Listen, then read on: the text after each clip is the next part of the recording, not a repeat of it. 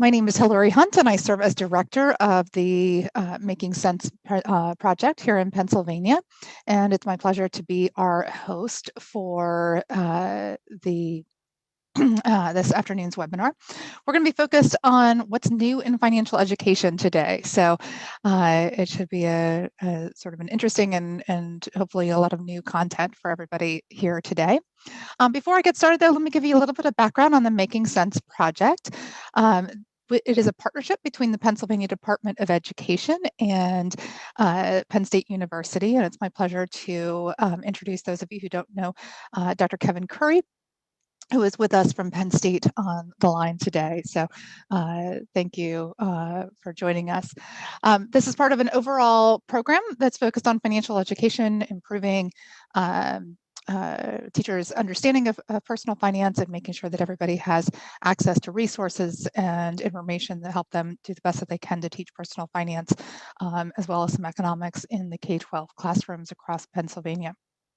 Our webinars tend to focus on one or more of these three sort of pillars. We're really going to be focusing on this third one here today, the sharing of professional information. So today is really going to focus almost entirely in that section, although I guess a few of these might be considered financial literacy resources as well. Before we dive in too far, I would love to invite all of you to use the chat feature or locate the chat feature.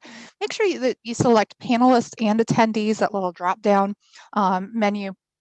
That way you can introduce yourselves.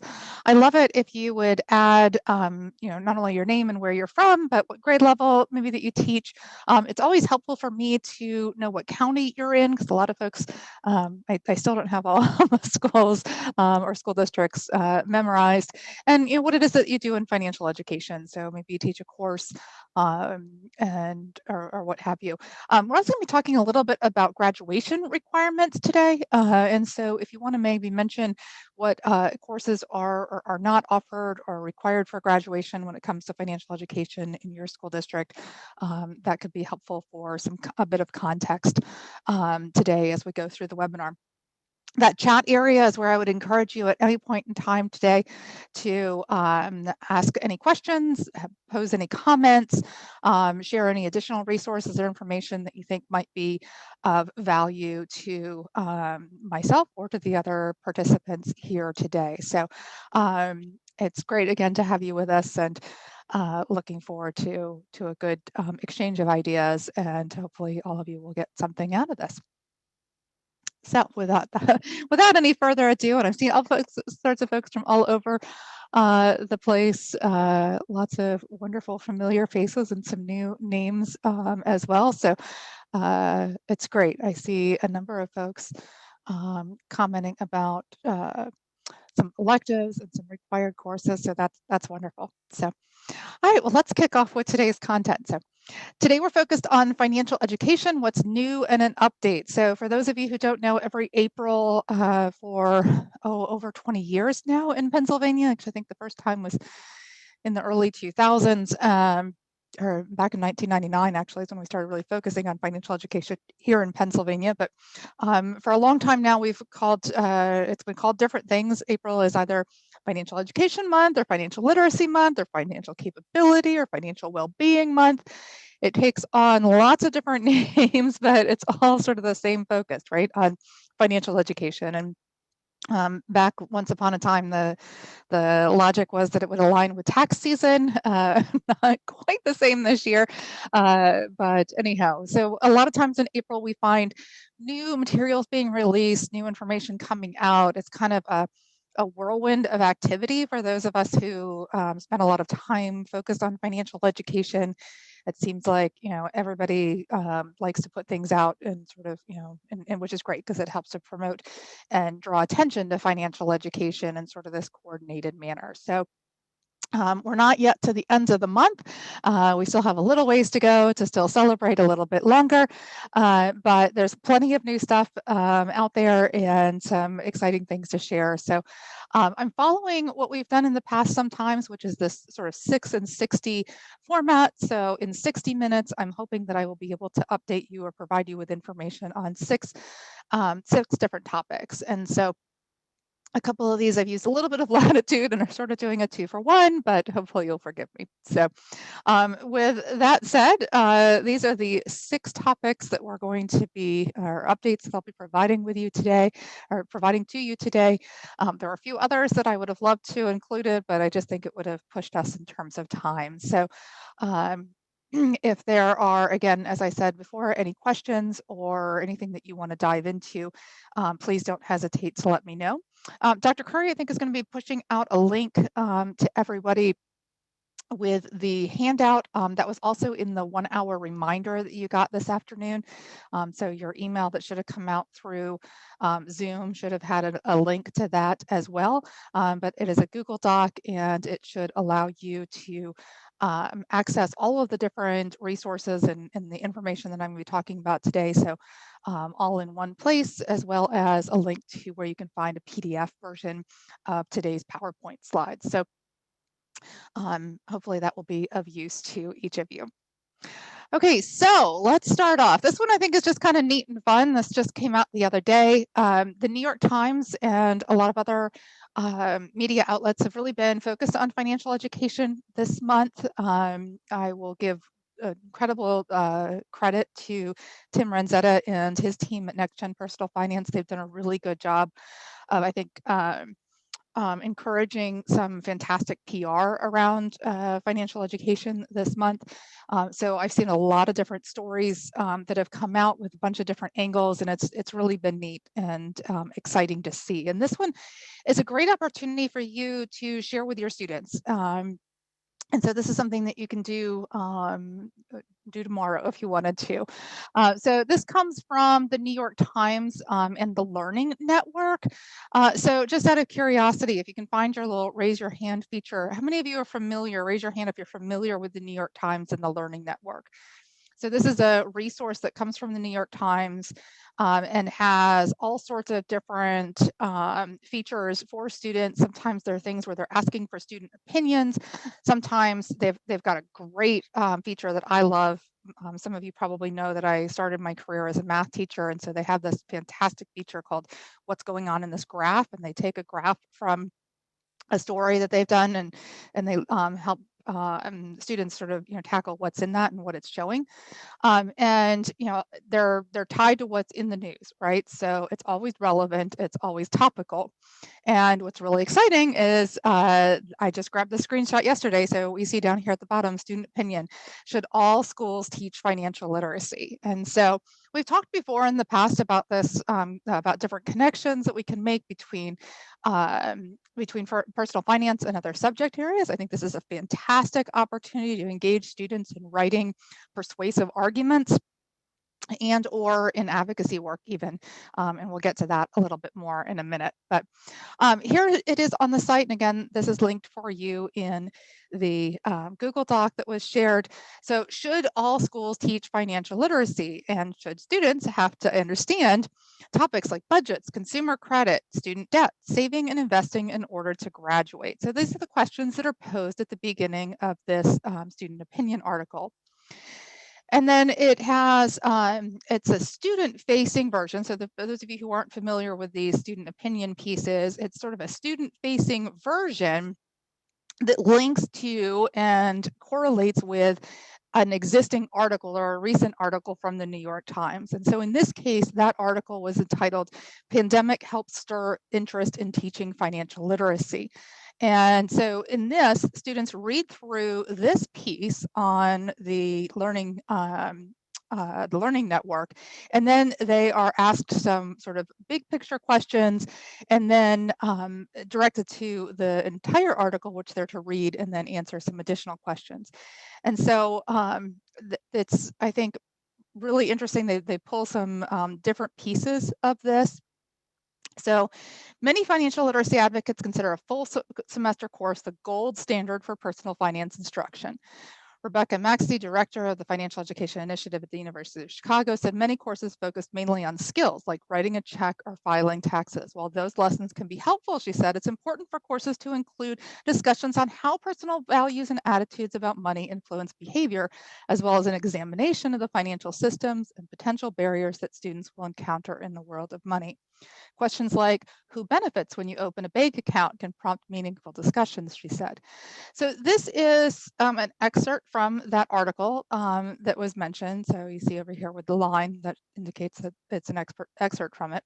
And they all follow the same sort of format. So I've also linked to this page from the Learning Network that gives you a little bit more background on these student opinion prompts and a little tutorial video that you can watch. And then here is the original article. And one piece of this, and we're going to talk about this data here in a minute, is and sort of what prompted some of this is 24 states are considering bills on the subject. And so it really is, sort of this big picture on policy and what have you. So it's a great article. If you haven't read it, I would encourage you to do so. For those of you who aren't aware, the New York Times, access to the New York Times has been available all school year, and it will continue to be available through September 1st. This was done in conjunction with Verizon to make sure that students and teachers had access to additional digital resources as we've had sort of, not sort of had this incredibly unprecedented year. So if you're thinking, hey, I don't have a New York Times subscription or my students won't be able to access the article, we're going to hit the paywall. There's information there as well about how to access this for free for all of your students, and they can access then any of the content in the New York Times through the end of this school year, which is a great benefit. So here are some of the questions that are posed to students. What, if anything, in this article resonates with you and your experiences with learning about money? Do you think schools should offer courses on financial literacy? Should taking them be mandatory for graduation? What topics should financial literacy instruction in schools cover? In what grades should students learn about it? This is a question that refers back to that quote that I just read to you a moment ago. So all of these are great, not only for right now. And so one of the things that's really neat on the New York Times on the Learning Network is that students are posting their responses. And so another thing that you could do is, even if you didn't want to have students, sit down and use this as a writing prompt, perhaps you don't have time to do that, you just want to spend 5 or 10 minutes on it, you could actually have students go and check out some of the comments that have been provided by students. It's interesting. There's some both from students here in the US, as well as I know at least one that was really well written from a student in Canada, and sort of, assess their argument, right? Say, what do you think about what some of these folks said in their answers to this?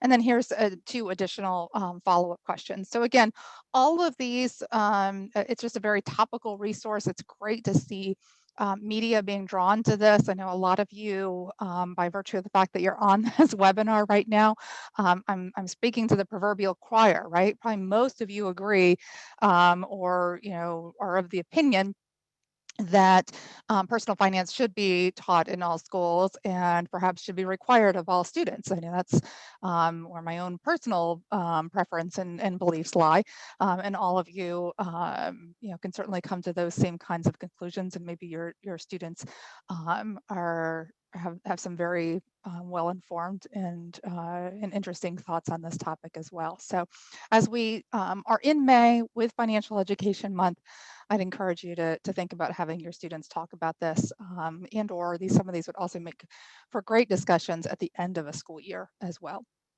So this article, the article that that is referenced in this references a couple of different things, including this new legislation, or this sort of look at legislation across the state, across the country, and then data on personal finance courses and what is offered and what is required. So around this time last year, I did an entire webinar, and that is archived on our YouTube channel and on our website, where you can look at sort of where Pennsylvania stands in terms of personal finance courses, and how that's very much a local control issue here in Pennsylvania, locally decided by each school district whether or not personal finance will be a graduation requirement or not. We do have some legislation that's pending, and I'll get to that in just a second. But this is, I mentioned before, Tim Ranzetta, who is with Next Gen Personal Finance. My apologies, Tim, that's probably not the best screen capture in the world, but here he is in a story that came out, and this sort of segues in from students and the student view to talking about financial literacy. So I'm going to play this video. If you don't hear the audio, please let me know, but hopefully this will work. Any guesses? They give it an abbreviation. Correct. We first met Olivia Raymond in early 2020 in her personal finance class in middle school.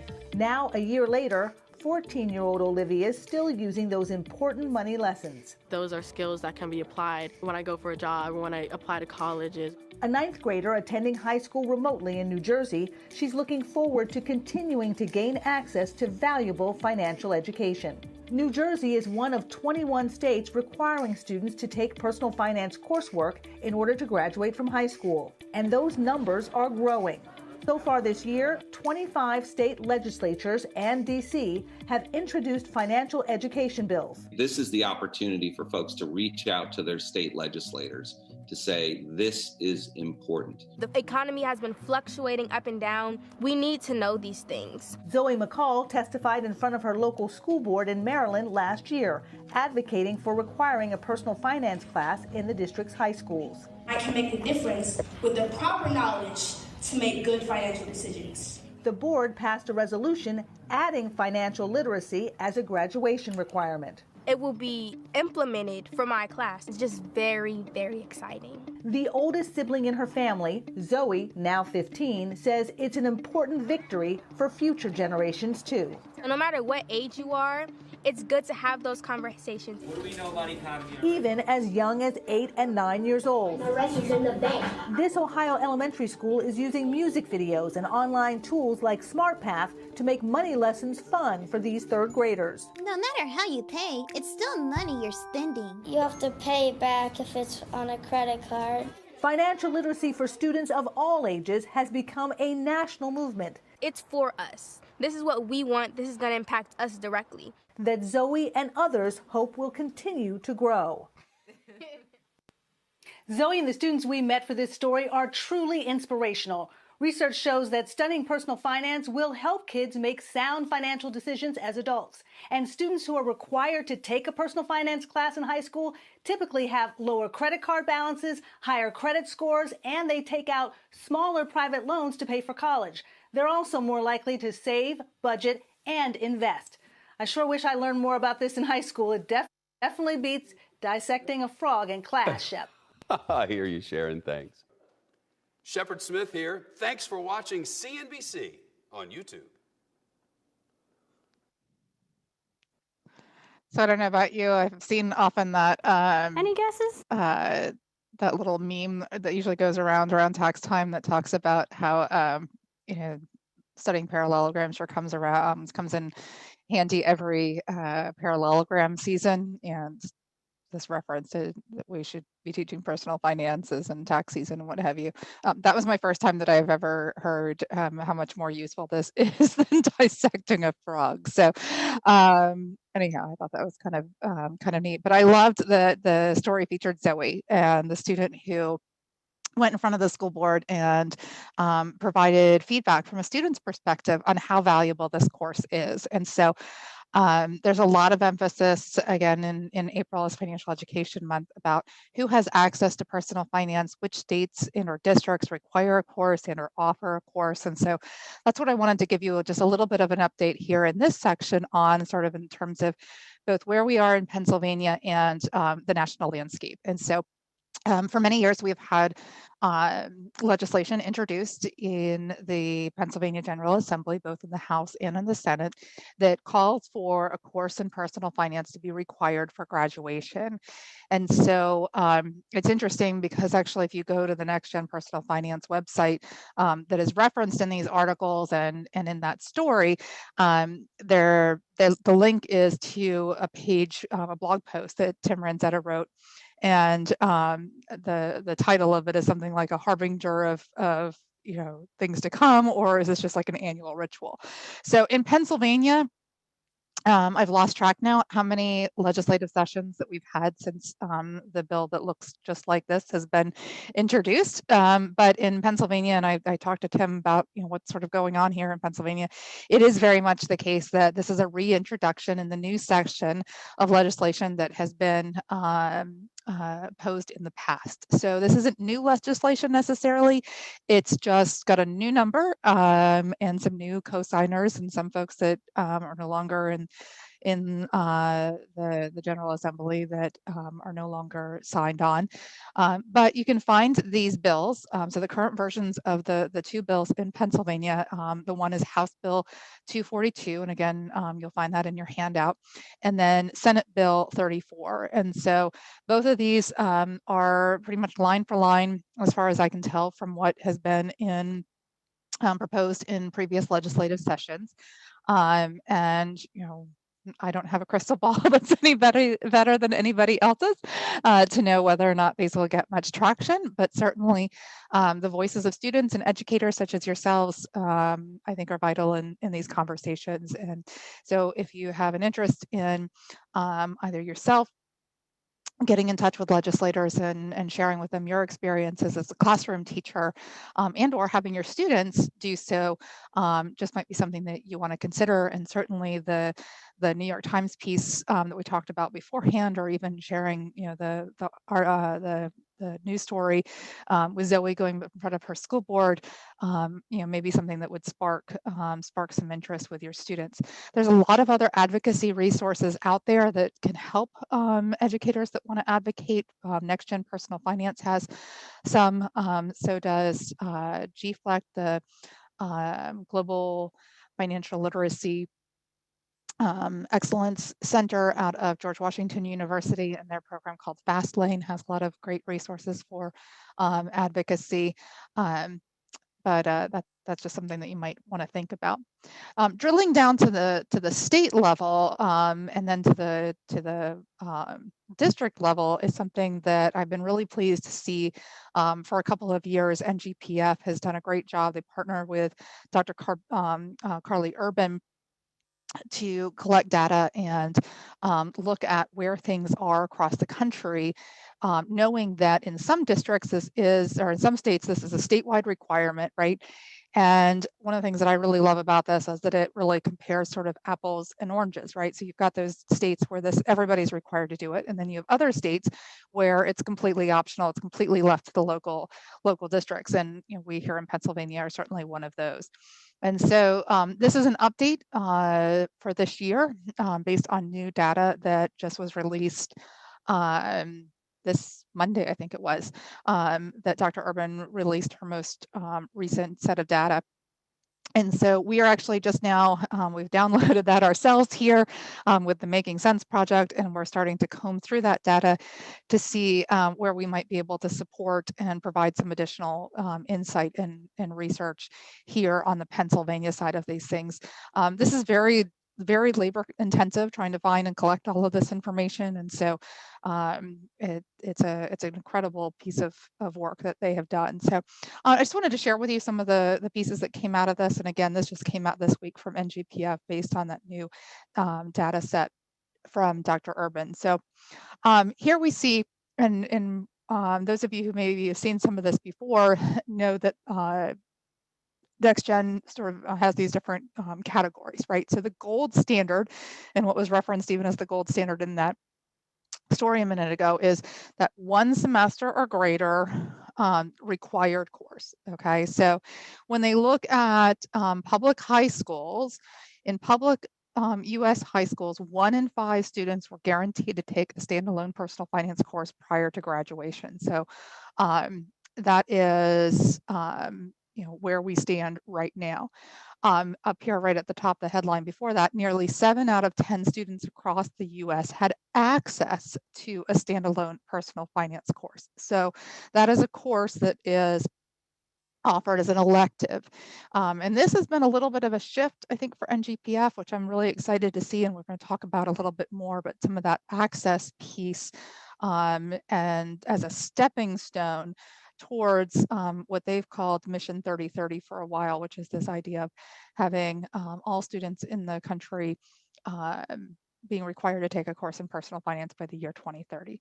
So the most the most outside of the what they call guarantee states, so those states that require personal finance, so outside of those, in public high schools, 1 in 9 students were guaranteed. So when you look at the difference between those where it's required, if you just are looking at states like Pennsylvania, 1 in 9 public high school or public high schoolers or students were guaranteed to take a course. So all of this data really looks at the student level. So they take into consideration, so say for example, if we were looking at here in Pennsylvania, certainly we have 500 school districts. If we were to count it by school districts, we get one number. If we were to count it by the percentage of students or the number of students, that's a little bit different because we obviously have some that are very small and some that are much larger. So we have some additional data here. We have some new legislation coming out in Mississippi and North Carolina that is highlighted.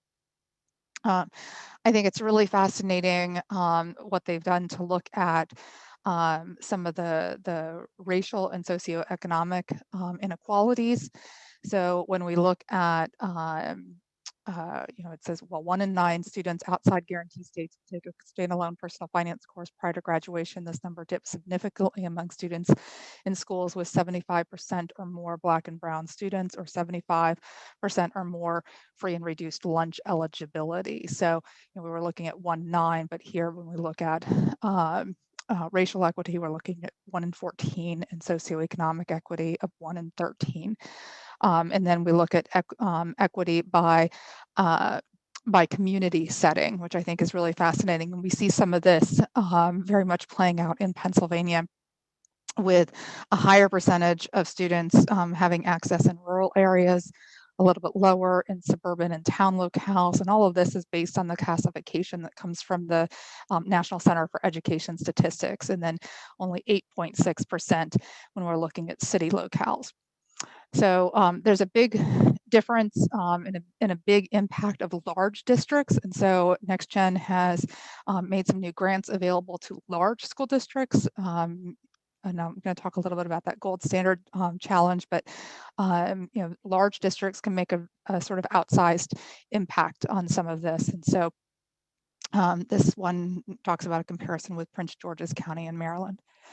So when we look at sort of, where do we stack up across the country, and this is the data that NextGen is using from Carly Urban. This is talking about students that took at least 1 semester long personal finance course.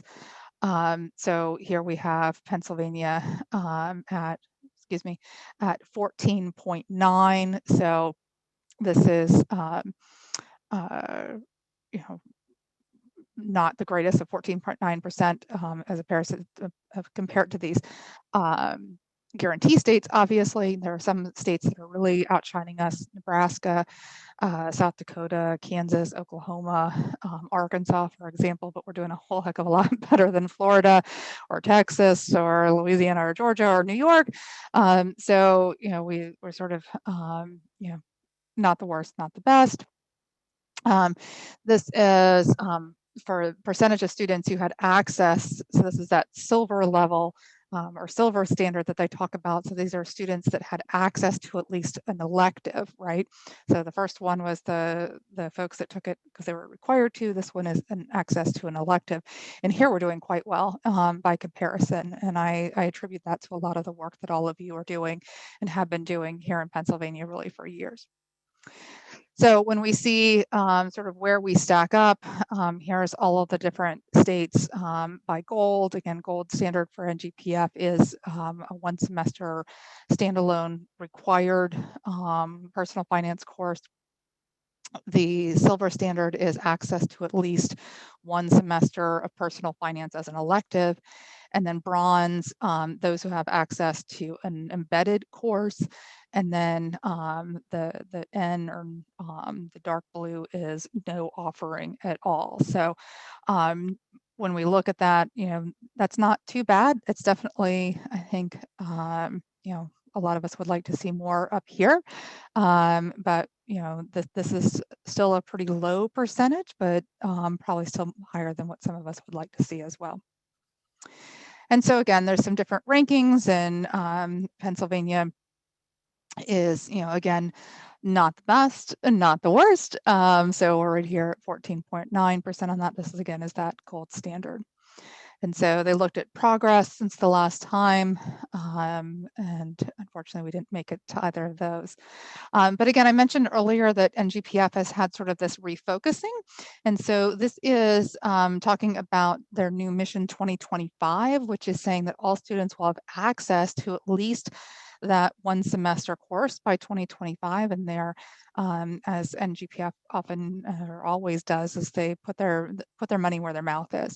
And so they have created and are launching $1 million, well, they've done this $1 million in grants to support personal finance electives. So this is for those of you who are in schools where, say right now you say, we don't have a standalone personal finance elective or requirement. We have personal finance integrated within, let's say, our general family consumer science course, or an introduction to business course, or maybe it's part of our economics course. So, or maybe you don't have one at all, right? So maybe you're part of that 2.2%. These grants are to encourage districts to create that elective course and to help support that in whatever way they need. So this is $1,000 each to 1,000 schools that implement personal finance electives for the first time in the 2021-2022 school year or later. So if one of your challenges is, if you met with an administrator or have thought about meeting with an administrator and they say, we just don't have the budget, or what have you, it's not a huge dollar amount, but it's certainly something that might be helpful in sort of sweetening the deal. So this is going on right now. You can you have to submit an updated course catalog that shows the new elective, and then you use the grant to implement the new personal finance elective. So a great opportunity for those of you who are interested. And NGPF offers a ton of free resources, and obviously this is something where we can do a lot of hand-holding and support as well. Feel free to contact me. Let me know what I can do to help you in any way, shape, or form in this process as well.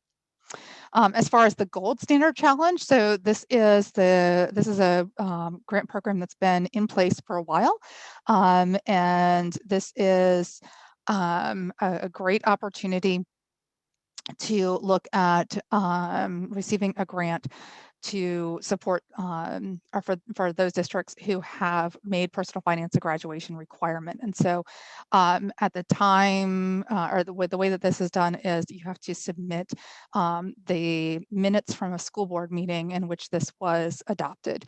And so that is how you document that. It has to be a new requirement. So for those districts that have had one or have had one for years, unfortunately, they're not eligible, but this is to encourage those changes. And so far this time last year, we only had one school in Pennsylvania that had received it.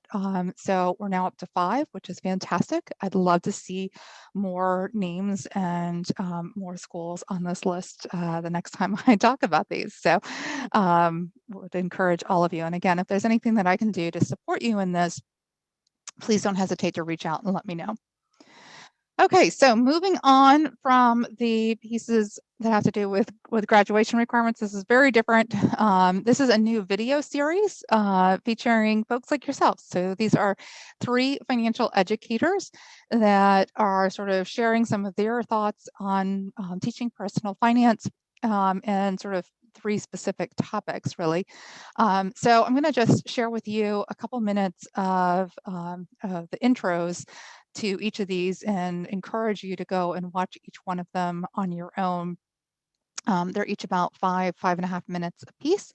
So I don't have time to share all of them, but I will play a little bit of each one. So in this one, you're going to meet Tony Montgomery.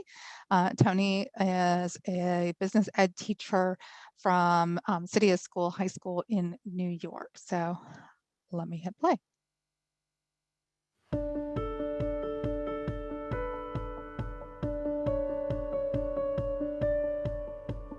Every kid, I don't care who they are, has to learn how to handle money. One of the biggest problems in this country is we don't know how to handle money. With student loan crisis exploding, with the government debt exploding, nobody knows how to handle money. Hey, my name is Tony Montgomery from City School High School, where learning is an adventure in New York City. We are an alternative high school with some of the most interesting and best students in New York City. I would like to say I'm an acquired taste because I'm firm but I'm fair. So depending on who you ask, they're like, oh, you better be serious if you're taking that class. Or some, oh, you'll learn a lot from Tony, So I get it both ways, but I think they sign up for the knowledge. The less fees, the better. Fees bad. I don't want kids to live beneath their privilege. And when I know you can do better, I'm gonna ask you to do better. And if kids stick around long enough, they know all I want is their best interest, because this is life-changing. If you want to change your life, pay attention. This is important. If you're that concerned about your investment, maybe you shouldn't be investing. Making your teaching culturally relevant, I think, is something every teacher needs to do. I just knew it just from a gut level because I remember people in my life when I was their age who spoke into my life or who were examples that I reached for and used. And so I try whenever, whether it's bringing in guest speakers or using a video or using an article about someone who looked like them, sound like them, that were successful or had backgrounds like them, who made it. My basic strategy is real simple. Start from where they are and take them to where you want them to go.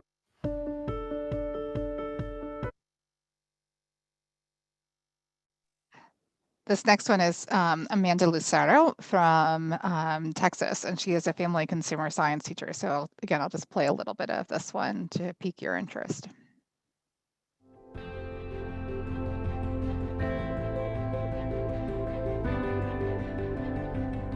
Something that is near and dear to my heart, along with personal finance, is mental health. And I personally feel like those two things go together. When you're happy, you may not spend as much money. When you're sad, you may spend more money. Hey y'all, my name is Amanda Lucero, and I teach family and consumer sciences education deep in the heart of Texas. I came to Sharyland High School after 1 year of teaching in Austin, which is about 6 hours north of where I live now. And we did not offer any personal finance. And I started seeing that we had an array of students who knew a little bit, who knew a lot of myths, and who thought they knew everything. And I asked my department head if we could try to do a personal finance class.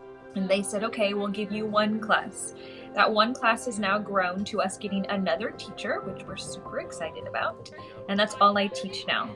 Make sure the items are the exact same size. As teachers, we need to really incorporate social emotional learning into the classroom, whether it's virtual or in person. Something that I started a couple of years ago is called Feelings Friday. You could do Monday Madness. I've heard Work It Out Wednesday, whatever. I like the alliteration of Feelings Friday. And my students know if they work super, super, super hard Monday through Thursday, then we can have a Feelings Friday. Now, it's not all about feelings, and we do tie in personal finance, but basically we talk about social emotional learning. Okay, and the last one here is Yaneli Espinal. Some of you maybe who have taken some NGPF personal or professional development might recognize Yaneli, and she's going to talk about how the importance of storytelling in teaching personal finance.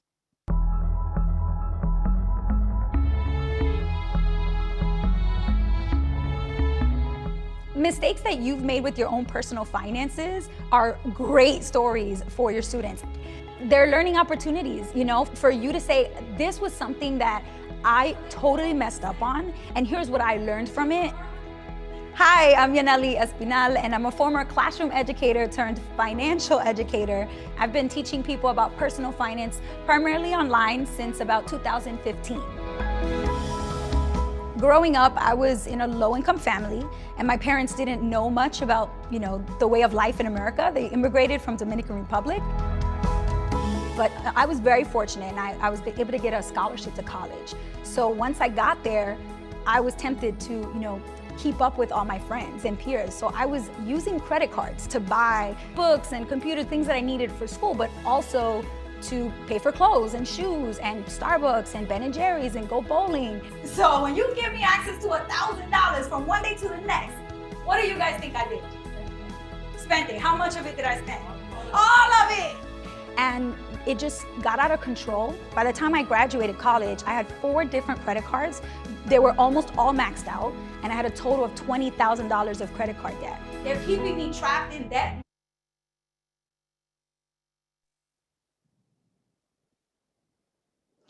So these are, again, a series of videos that are intended to be used by financial educators. So they're of financial educators for financial educators, and they are part of this new series, what's called the Masterclass series on Pathway to Financial Success in Schools, which is a partnership between Discover and Discovery Education. So if you go to the Pathway to Financial Success in Schools under the Educators tab, you can find it under the Masterclass series, or I've given you a direct link on the handout. And in addition to being able to watch each of these 3 stories, you can also download the Masterclass guide, which provides some background on each of the educators who are featured.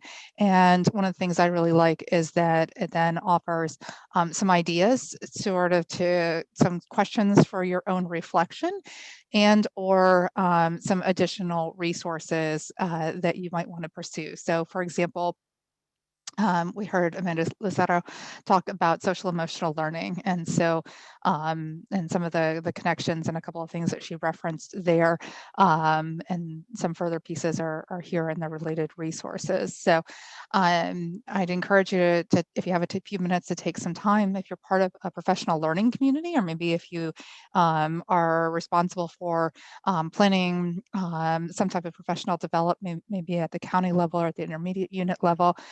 This would be a great opportunity for you to spend some time with other educators, sort of reflecting on some of these topics. So for example, how do you make personal finance culturally relevant for your student?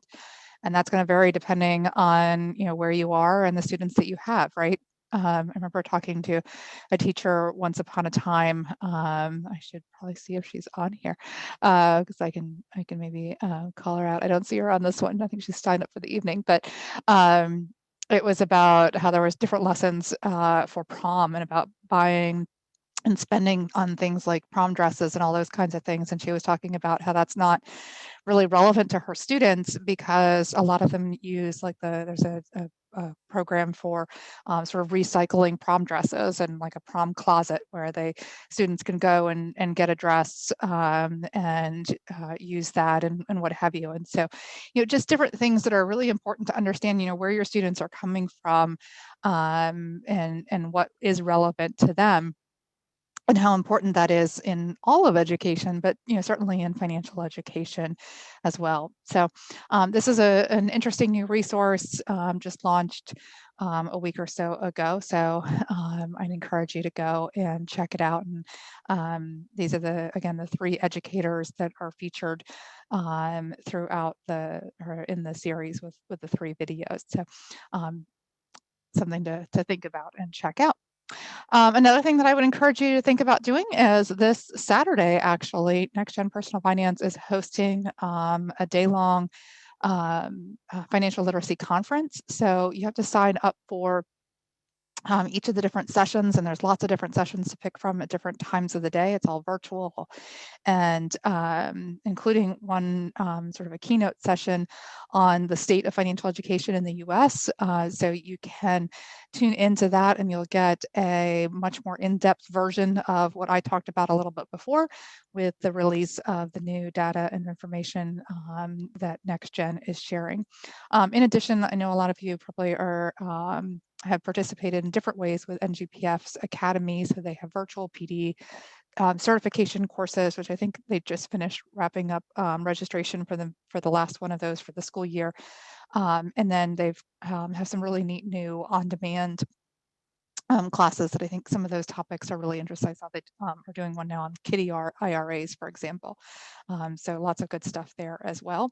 I also wanted to share with you another one that's coming up. This is really probably more for social studies or econ oriented educators, or just anybody who fell in love with the musical Hamilton and are looking for a reason to connect it to what they do in the classroom. So this is being offered next week, April 27th at 7 p.m. Learn about the first bank of the United States and Hamilton's role in the bank's founding. How was the economy of the early United States affected by the bank's operation? What is the bank's headquarters building in Philadelphia? Tell us about its position in the early American economy. Focus will be placed on equipping teachers with resources to use for teaching about the first bank in their own classrooms. And the Federal Reserve Bank of Philadelphia is an approved provider of Act 48 credit. So people who participate in this webinar, I believe it's an hour and a half or 1.5 hours of credit for their participation.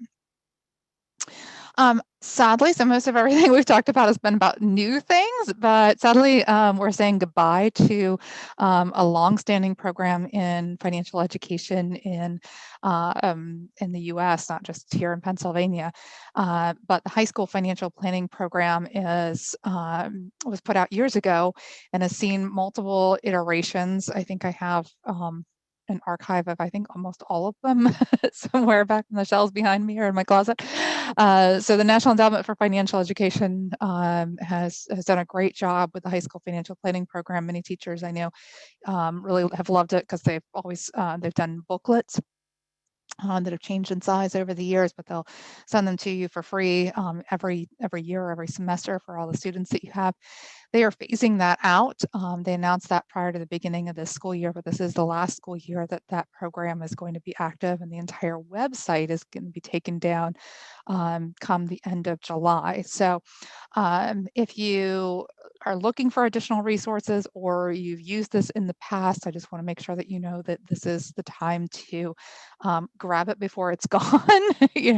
Once it's gone, it's gone. So if you're not familiar with it, I'd encourage you to check it out. You can find links there on the handout, but they have 6 different modules with all sorts of different resources within each one. And you can right now go on and download the entire thing. And so again, six modules, all these different lessons, PowerPoints and handouts and all of that sort of thing that go with each one of them. I would encourage you, if it's something that you want to have in your digital repository, your digital tool chest, if you will, to go and download it. So once you're signed in, and I've given you a link to how to create a login if you don't have one, you can check that complete high school financial planning program, download selected, and it'll give you a big zip file of all of the different files. So before July 31st, go on, grab those if it's something that you want to have handy going forward. So what is NEFI doing if they're not doing high school financial planning program? Well, they've done lots of things for a long time, and they had a recent change in leadership a little while ago and used that as an opportunity to sort of reevaluate where they fit in the financial education landscape, or they've done some great work sort of quantifying the financial education ecosystem. And so they're really turning to where they have a lot of strength, which is in the research and convening space. And so they've developed a new strategic plan. And so you can see here, they've got a couple of different sort of ideas about how they're planning to focus going forward and what that will look like.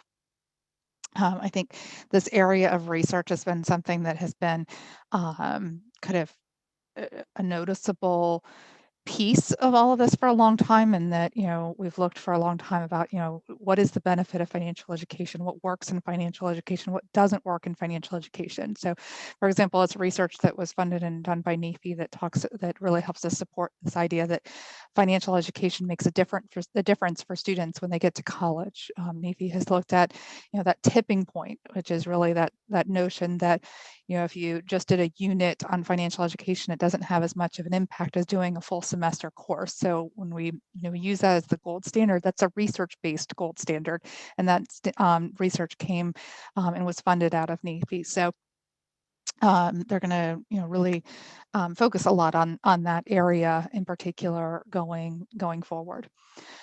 So the last of the pieces that I wanted to talk about is something that I was hoping might be released in time for this webinar, but it is not quite there yet. And that is that there's a group that's been focused for a little while now on putting out one cohesive, one comprehensive set of national standards. So for those of you who have looked at national standards before for financial literacy, you'll find that there's been 2 sets for quite a while. So the most recent one from Jumpstart, which is they've done 4 editions now, but that most recent one came out in 2017. The Council for Economic Education issued theirs in 2013. And so for those of us who work in curriculum development or, in standards correlations, what have you, it's always been a little bit tricky. It's like, well, which one do you align to?